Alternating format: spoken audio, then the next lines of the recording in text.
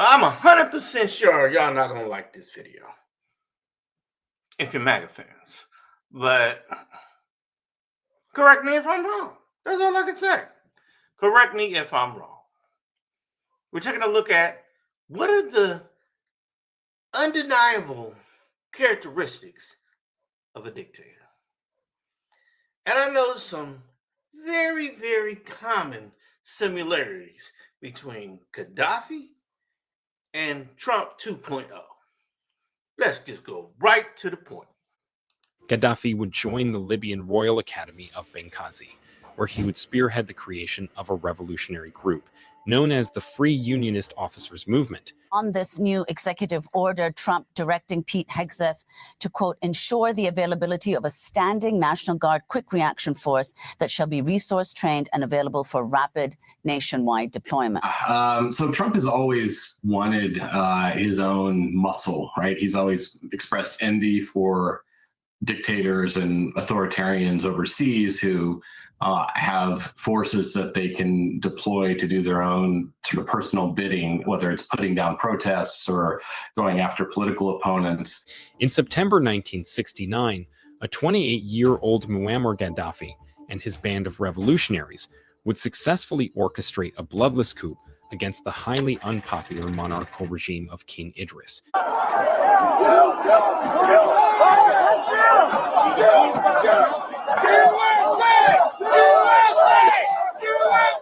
Fully transitioning from his earlier pan-Arab ideals to a fervent pan-African vision, Gaddafi urged African leaders to unite under a single government, the United States of Africa. What do you want to do? Can we have Greenland? Denmark's leaders have repeatedly said it's not for sale. What about the Panama Canal? Panama's president said that's non-negotiable. Canada should be the 51st state. You want to turn all of Canada into a U.S. state. We should take over Gaza. It's a phenomenal location on the sea, the best weather. The people of Gaza do not want that. Also, it sounds like it could be a violation of international law. We would move them to a good, fresh, beautiful piece of land. All 2.2 million people. I'm open to the idea. How much longer is he visiting again? Did you find out if we could rename the Gulf of Mexico the Gulf of America? Yeah, you can technically do that. All right, the art of the deal. Gaddafi would also specifically push for the inclusion within the Constitution of the African Union of a roadmap for the creation of an African monetary fund, an African central bank, and an African bank of investment. You may have heard something about Trump trying to take over the Federal Reserve. Well, if you care about lower prices, this matters to you. So let's break it down. The Federal Reserve is America's central bank that helps safeguard our economy. Its leaders are supposed to be independent from the president. That's because the Fed's leaders need to listen to data when they make big decisions about our economy, like what our interest rates should be. But when a president takes over control of central bank, then the Fed makes its decisions based on what the president wants rather than the data, and costs go up for everyone. Mortgages, credit card interest, student loan payments, you name it. How do we know this? We've seen it all around the world in places like Turkey and Argentina. And we've seen it right here in America with Richard Nixon back in the 1970s. And that is the whole point of this video, to bring you up to date. Because I know a lot of people don't know the history. We got a lot of Gen Zs, and this whole entire video is to explain what my thought process is, because those of us that study history know the playbook. We've seen it time and time again. So why is Trump trying to take over the Fed? It's simple. He promised to lower costs on day one, but he hasn't lowered costs. Costs aren't down, they're up. So he's looking for someone to blame. He's been threatening the Fed chair, attempting to illegally fire the Fed board members, and now by trying to install his White House chief economist onto the board. The problem is, this guy he's trying to install is a Trump puppet. And now he's refusing to resign from his current White House job, meaning he intends to serve as the president's chief economist and as a supposedly independent governor at the Fed, both at the same time. Now, does that sound like someone who's willing to take data seriously and make tough decisions about interest rates, even if it upsets the president? In the months leading up to his death, He would also announce more specific plans for the creation of an African dinar, which would be a new currency backed by gold, which he reckoned could mount a serious challenge to the dominance of the US dollar. Russia has blown the whistle on a U.S. devaluation scheme. America is trying to change the rules in the gold and cryptocurrency markets. Remember how much debt they have, $35 trillion. Now, if you don't know, let me remind y'all about a little bit of history. You see, back in the day, they had a gold pool for everybody to turn in their gold. And they took the gold in at $24 an ounce. Bought all the gold. Then they made the gold the Federal Reserve. And then they put the price up to $34 an ounce. America lost half its value due to that price change, meaning their purchasing value. But it got rid of the debt, a good portion of it. Now there is a new scheme to do the same thing. Pay attention. Dropping a global bombshell this week, accusing the U.S. of plotting to erase its $37 trillion debt burden by taking said debt, shoving it into crypto, devaluing it, and then resetting the system with a gold revaluation. A series of moves that wouldn't just impact those using cryptocurrency, but would impact the entire dollar system, meaning your savings, your retirement, your paycheck. But the scariest part is that the plan is already in motion. The lead is that he is building a shadow central bank operation with this stablecoin enterprise that he is building on the side and independent. And Congress at the moment is laying the groundwork for him to become, post-presidency, one of the chief primary architects of central banking in the world, accountable to nobody. Now, there's two pieces of legislation that is going to try and accomplish that. If you don't know what it is, you might just be running with it. That's the headline, and it's frightening. I think it's above the pay grade of many of our representatives, frankly, and I don't mean to besmirch them. I think that this is a difficult topic, and it's one of these things that brings in the crypto industry, and so there's a lot of emotion about that. It brings in Fed policy. Obviously, there's a lot of emotion about that because you can run the gamut with that of people that want to, quote unquote, end the Fed, Trump who wants to control the Fed, and people that want it to remain an independent body. And then what our Treasury policy is going to be relative to our enormous debt.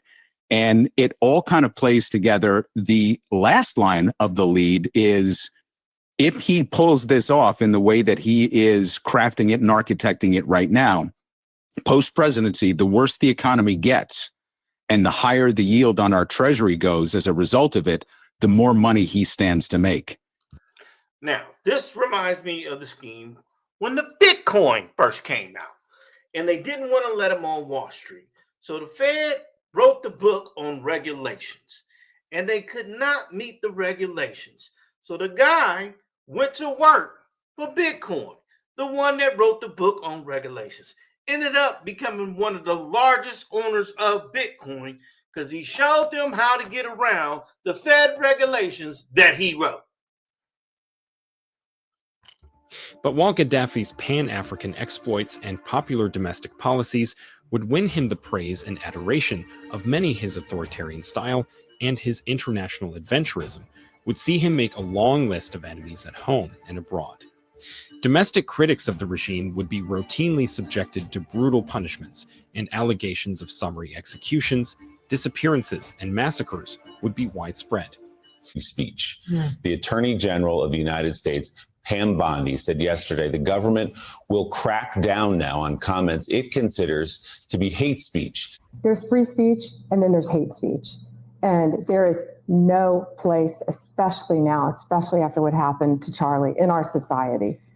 Do you see more law enforcement going after these groups who are using hate speech and putting cuffs on people so we show them that some action is better than no action? We will absolutely target you, go after you if you are targeting anyone with hate speech, anything. And that's across the aisle. Many conservatives criticizing those comments yesterday. Eric Erickson wrote bluntly, "Our attorney general is apparently a moron. There's free speech and then there is hate speech. No, ma'am, that is not the law." Tim Carney wrote, "Bondi needs to correct herself and reaffirm her department's dedication to free speech."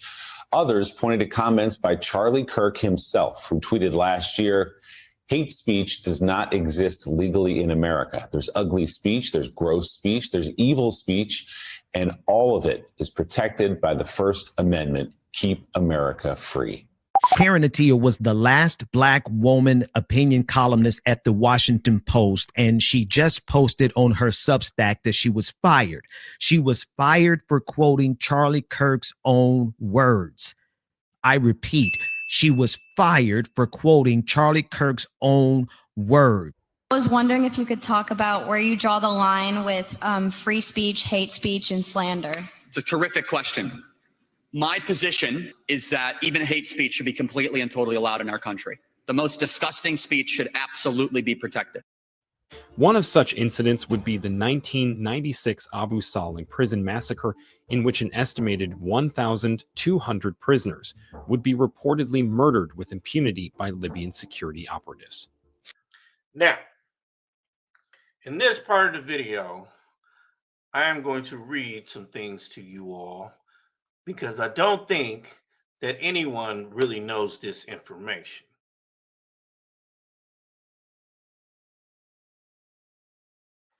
Varying official counts. A Cato Institute analysis of ICE data found 193 deaths between the fiscal year of 2004 and 2019 alone. Others indicate different time frames and totals. For example, a June 2024 report from the ACLU, Physicians for Human Rights and American Oversight, states that ICE has reported 70 deaths since January of 1st, 2017. Now, underreporting. Organizations note that the official count likely underestimates the total number of deaths. This is because ICE sometimes releases critically ill individuals from custody just before they die, allowing the agency to avoid reporting the death as an in-custody death. The other thing is this: transfers. Figures often exclude deaths that occur in custody of Customs and Border Protection, the CBP, or local law enforcement before transfer to ICE. Now, breakdown of the reported deaths. Here we go, get to the good part. The highest recent death toll was 2020, with 21 deaths, largely attributed to the COVID-19 pandemic. Fiscal year 2024, ICE announced 12 deaths for the year 2024, which was a notable increase compared to the 3 deaths reported in fiscal year 2022. Fiscal year 2025. As of late August 2025, ICE has announced at least 12 deaths for the current fiscal year under Donald Trump. In one review of 52 deaths between 2017 and 2021, medical experts concluded that 95% of them were preventable or possibly preventable if proper medical care had been provided. The same report found that 88% of the cases ICE detention medical staff made incorrect or incomplete diagnosis. Systemic issues include improper training, inadequate staffing, and a heavy reliance on medical personnel with low levels of qualification. Just like our government, low levels of qualifications. Gaddafi's pan-African ambitions would also see him butt heads with a number of African leaders who would grow suspicious of his aggressively expansionist foreign policies. But what Trump is doing is he is alienating the entire rest of the world precisely at the point when that rest of the world is getting stronger and is in a position to have other options. You know, a lot of Republicans like to say that America first doesn't mean America alone. Well, under Trump, it absolutely means America alone. We have alienated India. a crucial economic partner, also a crucial partner in battling against Russia and China. And we have taken them and shoved them into Russia and China's arms. And why exactly? Why did Trump put this 50% tariff on India? As near as we can tell, it's because Modi refused to give Trump credit for ending the India-Pakistan conflict from a few months ago. And while Pakistan wanted to nominate Trump for a Nobel Peace Prize, Modi didn't play ball on that. So because Trump is personally affronted, we're alienating a crucial partner and a crucial ally? That's just idiot foreign policy. He all in his feelings. He running the country on his feelings. I was listening to Amy Comer Barrett, I think it is, the Supreme Court Justice Amy. And she was saying a story.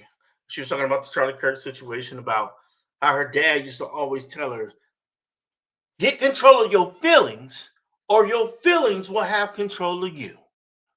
The 1970s would see Gaddafi's government involved in a violent territorial dispute with the neighboring Republic of Chad over the Al Zor Strip following Libya's occupation of the territory in 1973. They instead can occupy all of a beautiful area with homes and safety, and they can live out their lives in peace and harmony instead of having to go back and do it again.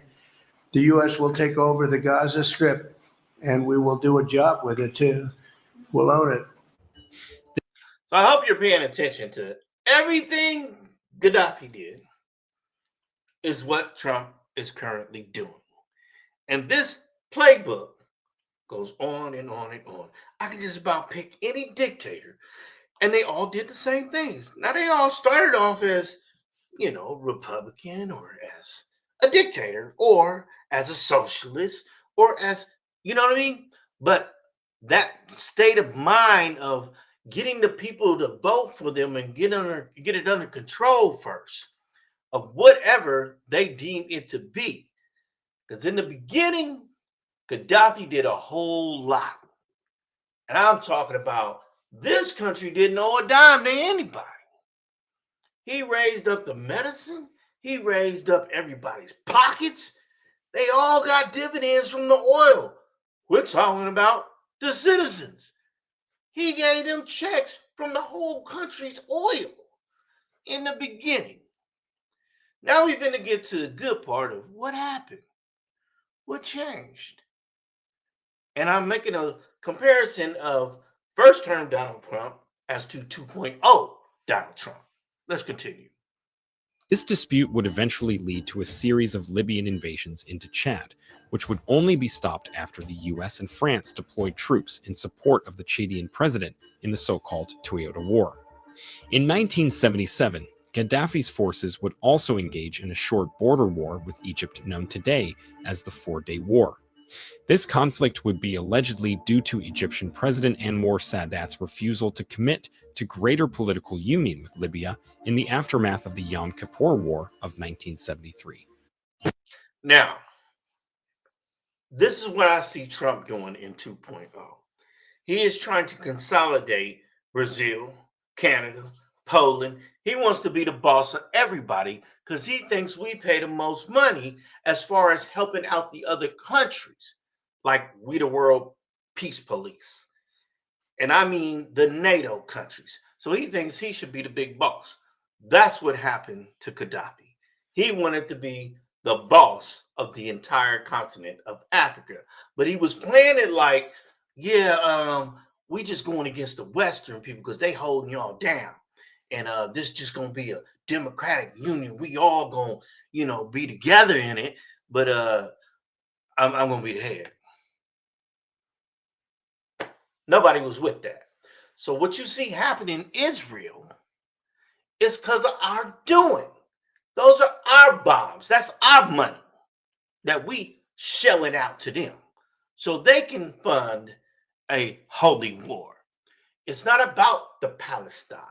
If that was the case, this wouldn't happen.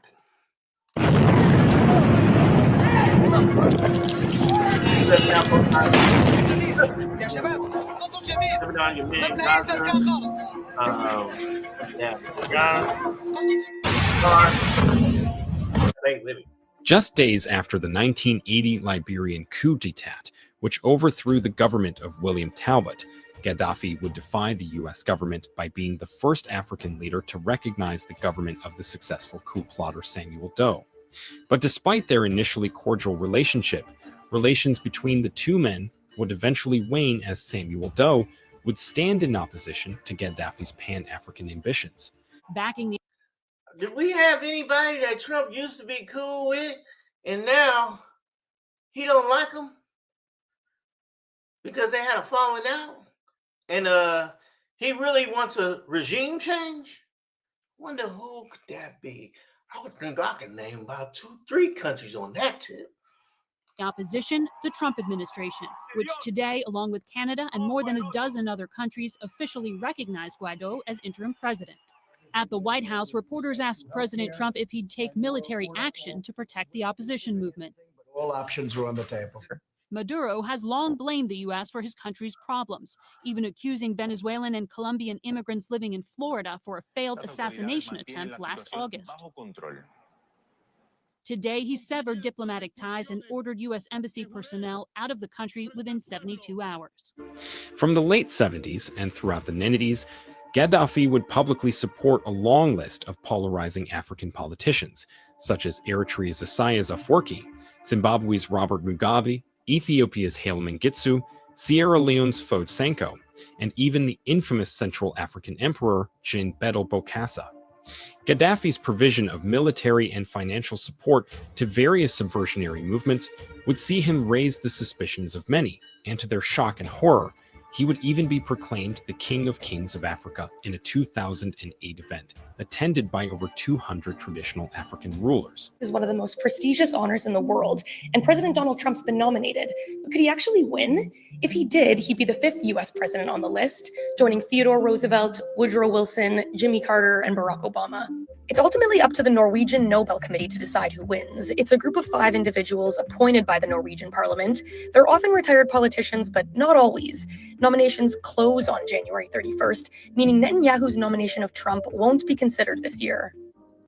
Now, I just compared to what Kadafi did when he was helping out all the kings in Africa so they could vouch for him to be the #1 lead of Africa and they could all join the United States of Africa Union. This is why Trump wants the Nobel Peace Prize so bad. You see, all these countries say, I did all the peace in the world. So of course I should run this. But it didn't work out the way he planned because tweets don't end wars. Congressman Buddy Carter. He stopped a major Middle East conflict, Pakistan. He calmed India down. A Norwegian MP? He made longtime rivals shake hands. Ukraine nominated him, then backed out. Classic. Then Rwanda and Congo, another peace deal. Some got one just for being in office. Trump made people sign real deals with pens, on paper, on camera. What wins a Nobel now? A speech and a smile? At least 18 people across 7 countries thought he earned it. And those are the people that co-signed. And he, in return, took the tariffs off their country. What do you know? Although Gaddafi's association with many of Africa's most prominent Marmite characters would raise eyebrows around the continent, his eventual downfall would not be brought about by his actions in Africa, but his actions outside of the continent. Worse every day. I'm sure we're all thinking the same thing. Everyone is walking around pissed off, stressed out because of the economy, the cost of living. Like, it's impossible to get by right now. I think the economy is a big part of it, but at the same time, I think it's bigger than that. It's the fact that our way of life in these Western G7 nations, it's over. For y'all don't know, the G7, inside the G7, the European nations technically have made their own NATO to protect them because they can't depend on what Trump's going to do. They don't know if he's rolling with Putin or not. So they created their own little NATO. We still got the G7 NATO, but they said just in case you want to act funny, yeah.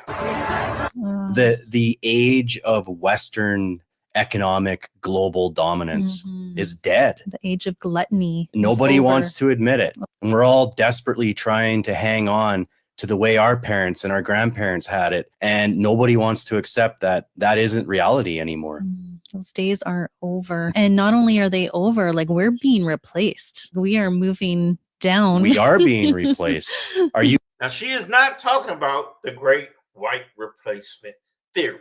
She is talking about slowly being replaced as the dominant economic power in the world, meaning that our dollar probably is not going to be lasting too much longer. It's going to take a long little while before it shifts. But between the countries that are no longer dealing with America, it's soon to drop and no longer be the value that it is. So it won't be the world trade commerce. You guys familiar with BRICS? We're going to talk about BRICS later, but they are the next world superpower. And you want to know how we know we're 100% right? This is a new channel, Worse Every Day. For all who don't know, they just started and been following both of them for a little bit of while, but this is kind of a new thing. Y'all should check it out. I don't know if it's good or bad, but I'm seeing some decent stuff. Because Donald Trump is literally saying the opposite right now.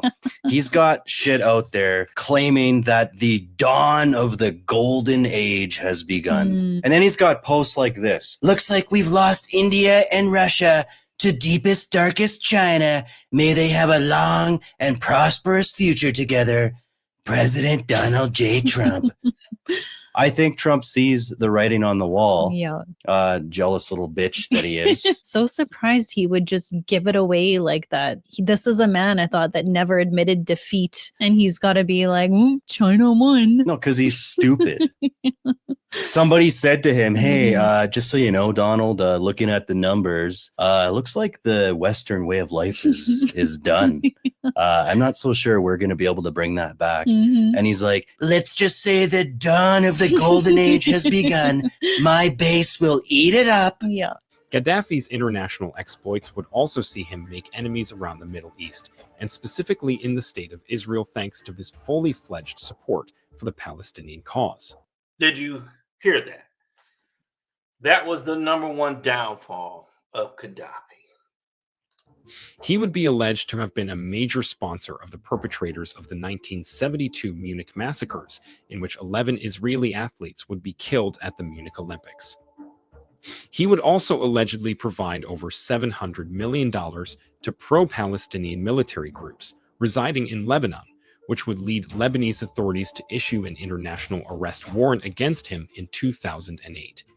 With an ever-growing list of domestic and international enemies, the Arab Spring of the early 2010s would ultimately set the scene for the demise of the brother leader, as a series of anti-government protests began to spread throughout the Arab world. You see, while Gaddafi would for many years proclaim the democratic virtues of his Jamahiriya, in reality, pretty much all forms of dissent against the regime would be discouraged and repressed, and all forms of political organization outside of the basic and general people's congresses would be declared illegal. And that's where we are right now. That's what Trump is trying to do. He is trying to make any other opposition a terrorist threat, just for free speech, just for saying something against his thought. So we can't critical think anymore. It is now a plot. You're terrorists for thinking and for voicing your opinion. That's why the free speech matters. The framers of the American Constitution specifically wanted to guard that, because that's what the British used to do to us. So we won that battle for now.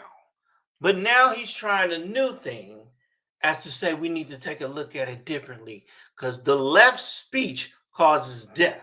Although there's more death coming from white supremacist speech throughout the entire history. The entire history.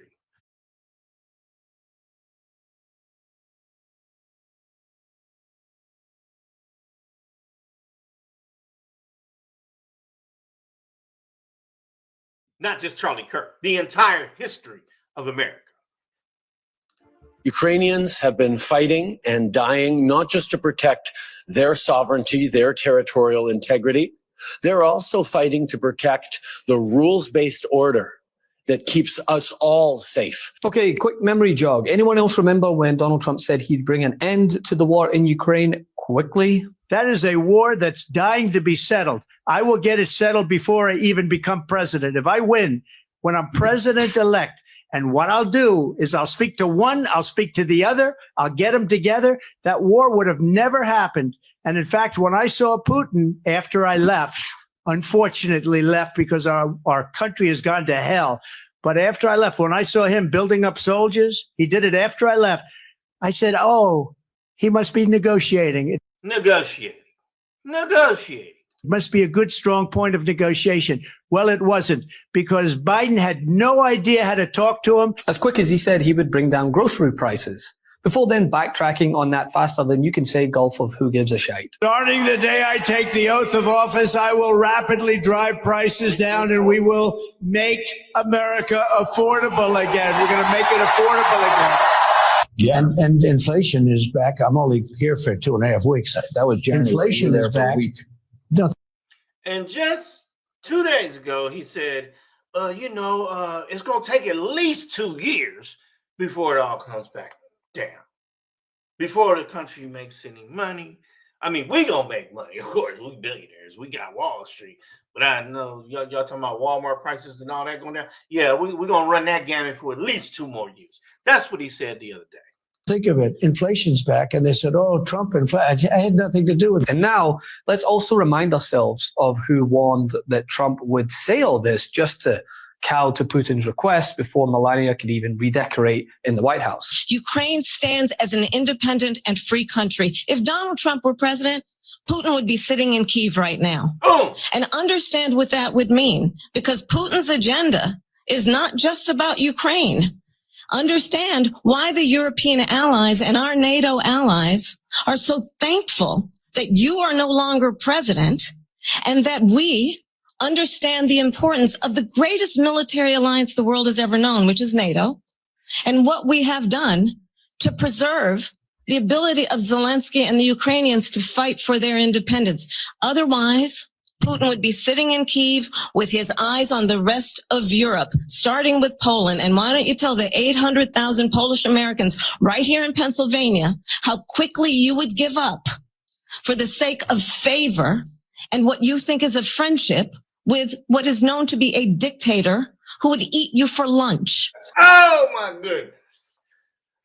Whew. She like Nostradamus with that one. Not really. I mean, it's just obvious. It's history. She know the playbook. Read him to a T. So here's what the veterans said about it. Stuck out just, from the military perspective, that I just can't shake that photo of the active duty troops rolling out the red carpet for the Russian plane for Vladimir Putin, which is already being used as Russian propaganda on their state TV and online around the world. That was pretty shameful from the military perspective. And then having the flyover and, bringing out all the stops to... The United States literally roll out the red carpet for someone who has been condemned by the entire world. And then to have all of Europe show up in Washington, D.C. and to be treated way more adversarial than Putin was. And then even when the meeting was winding down, President Trump saying that he has to go call Putin. This morning, Russia attacked Ukraine overnight with a ballistic missile and dozens of drones. That's according to the Ukrainian Air Force. That attack coming just hours after a high-stakes meeting between President Trump and Russian President Vladimir Putin in Anchorage, Alaska. Now, I heard that as soon as he left, Trump didn't come out the house for a week. And when he did emerge, his face was all crooked. So one might think that Putin... Yeah, that's when I smack the shit out you.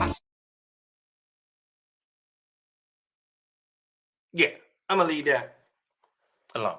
We have a massive situation developing right now as multiple NATO countries are being assaulted by Russian drones yet again, and this morning, air raid sirens are sounding in Poland as officials issue civil warnings to the population to seek shelter as Russian drones are believed to have entered Polish airspace for the second time in mere days. Meanwhile, Romania is also sending out emergency alerts as a Russian drone has been tracked entering their airspace as F-16s rapidly scramble to shoot them down. Meanwhile, Russia is escalating the Zapad 2025 military exercises rapidly as they deploy short-range ballistic missiles near the Polish border, which appear to be armed and ready to fire right inside of Kaliningrad. And we also have news about the NATO counter-operation currently underway to defend the NATO front lines. Now, she said, if you leave it up to Trump, he gonna be in Kyiv before the end of the year, Trump's term. Here's Kyiv right here, if you can see my cursor. Here is Romania. Here is Belarus. Here is Poland. This is Russia way over here. So he is bombing from the sea here over to Romania. He got the boys in Belarus running drills right now, I heard, with India, taking notes. And they did a little border scrimmage with Poland right here. Way past Kyiv. Now, a lot of this is red now. All of this over here in Ukraine. Because Putin didn't gain ground since Trump left him high and dry. The reason he is over in with King Charles is, I believe, he's asking, hey man, can y'all help me out? Can y'all take care of this for me? And just run in there first. We kind of low on change right now. And we really need y'all to step up, like we did. And they looking at him like, yeah, but you wanted all them minerals too. That's why you gave all that money in the beginning. And when your boys started talking smack to you about, nah, you ain't getting all our minerals without some security for our country, bro. That's not happening. Then Trump wanted to back out. Then he wanted to say, well, y'all take it over then. So they did. And they've been trying to look out for him, but Trump is still in the mix, talking about he trying to get a Nobel Peace Prize. And it all has went to hell. Meanwhile, he's looking like the little brother from Troy.